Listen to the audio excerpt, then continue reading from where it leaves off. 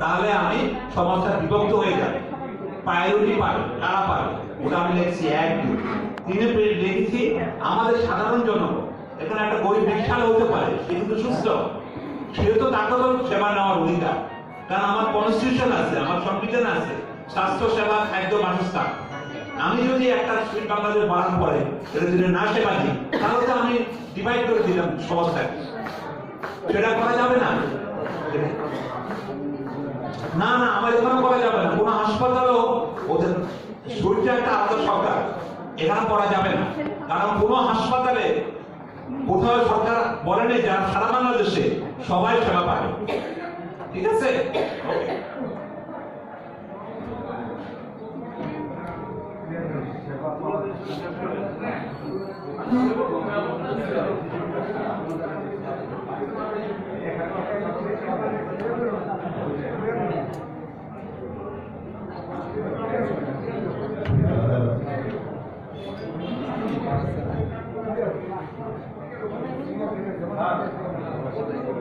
আমি একটু বলতে চাই, আসসালামু আলাইকুম।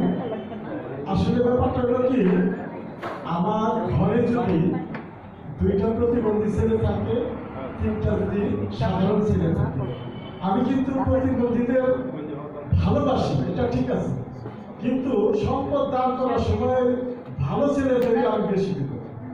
আর এই যে হসপিটালের কথা বলতেছেন, আমরা বলতেছি এখানে ভালো লোকের ভিড়ে প্রতিবন্ধীরা সেবা পাবে না, যথেষ্ট পাবে না।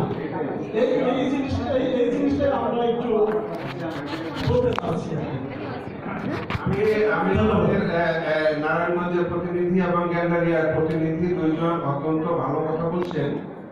সেই ক্ষেত্রে আমাদের সাবমিশন হলো সুইড একটি মানবিক সংগঠন এবং সুইড অর্গানাইজেশনের সাথে বাংলাদেশের কেন সারা পৃথিবীর কোন অর্গানাইজেশনের কোনো মিল নাই।